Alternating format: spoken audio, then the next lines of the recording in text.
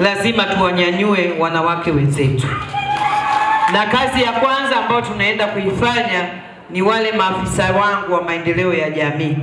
Nimeona mikopo ya kina mama inatoka kwa kasi ndogo.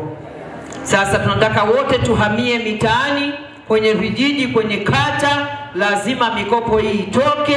Kina mama hawa toka wamezaliwa wanafanya biashara na ni wafanya biashara wazuri, wana sifa zote. Habari ya kumwambia mwanamke hana identity, hana anwani inaisha leo siku ya kongamano. Nchi yetu imepiga hatua, imefanya sensa, imewajua wanawake ni wangapi, wako wapi, wa hali gani. Lakini tuna anwani za makazi za mtaa, lakini tuna simu. Wakina mama karibia wote hapa wana smartphone. Uongo kweli?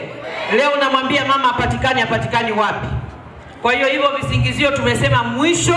Kesho tunapomaliza maazimisho tutaenda Arusha kwa wale tutakaoenda. Tukirudi tunahamia wote, tutagawana wilaya. Rasi ataenda kwake, mimi kwangu, mwenyekiti Mlata kwake, katibu kwake. Tunataka kuona mikopo inaenda kwa kina mama na vijana na watu wenye ulemavu. Hatuhitaji urasimu.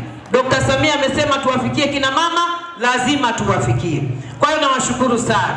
Muda umeenda na nawashukuru wengine tumeshaanza mfungo na ndugu zetu watatujoin hivi karibuni kwa resma. Basi tutumie hii mifungo miwili. Wengine nasikia wameanza jana. Tuzidi kumuomba Mwenyezi Mungu awainue watoto wa kike, kwa sababu tunainua familia, tunainua taifa. Kwa hiyo tufunge wakina mama, tufunge mikanda na tuamke usiku mzito, tupige magoti, tuseme na Mungu wetu. Tumuombee mtu anaitwa Tanzania, tumuombee Dr. Samia, tujiombee sisi wenyewe, msiache kuniombea na mimi pia. Amina. Ina mama oye. Basi kesho kama nilivyosema, wote tujitoe kwa wingi, bombaji ya pale pasitoshi.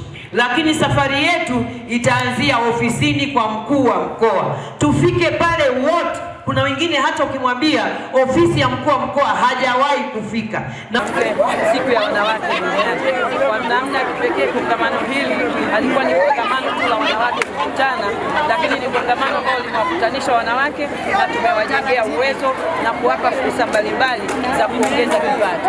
Lakini kubwa kuliko yote, mada inayohusu wanawake na bima ndio imeweza kutia fora, kwa sababu wanawake mbali ya kukinga au kukinga na majanga, lakini pia wamepewa fursa ya kuanzisha vikundi mbalimbali kwa ajili ya kuhamasisha watu kujiunga na bima, na hasa bima ya afya. Na wameambiwa kila wanapohamasisha watu wakajiunga na bima, mwanamke anapata fursa ya kupata 5% ya kile ambacho wamewezeshwa wale katika kundi lake aliyokusanya waweze kukusanya. Kwa hiyo mimi niseme tuna baraka kubwa. Nimshukuru sana kamishna wa bima Tanzania na timu yake yote kwa kutupa fursa kama hii, na sisi tumwahidi tutaendelea kutangaza jambo hili jema kwa nchi yetu yote katika eneo letu la Singida, ili tuwe salama, wanawake hasa wakiwa walezi wa familia waweze kujikinga na majanga mbalimbali. Kwa hiyo nawashukuru sana kwa kuwa nasi siku ya leo. Mwitikio ukoje kwa wakazi wa Singida na wito wako ni? Mwitikio nafikiri unaweza kuona wanawake hawa ni zaidi ya 1000 walikuwa hapa, na wote mpaka dakika hii wako. Ina maana wametusikiliza na wametuelewa. Lakini sisi tunasema leo haitoshi. Unapomaliza kazi moja tunaanza kazi nyingine. Baada ya maazimisho haya tutaanza kuwatembelea kwenye maeneo yao, kwenye kata, kwenye vikundi, ili tuhakikishe na sisi tunazalisha vikundi vya namna hiyo. Mwitikio kwenye kukata bima kwa wakazi wa Singida uko? Mwitikio bado uko chini, na ndio maana tumepeana taarifa leo, lakini tutakuja kutupima baada ya miezi kama 6 ijayo. Naamini tutakuwa na vikundi vingi katika kuhakikisha kwamba wamejikinga na wamekinga wenzao. Lakini baada ya changamoto kubwa kuonekana kwamba ya ucheleweshwaji wa mikopo kwa wanawake baada ya 10% zile za halmashauri, lakini baada ya sasa wewe mkuu wa mkoa kusema mtatembelea kila kata, kila kijiji kuhakikisha mnawasaidia wanawake, wamefurahi. Hii kwako umechukuliaje?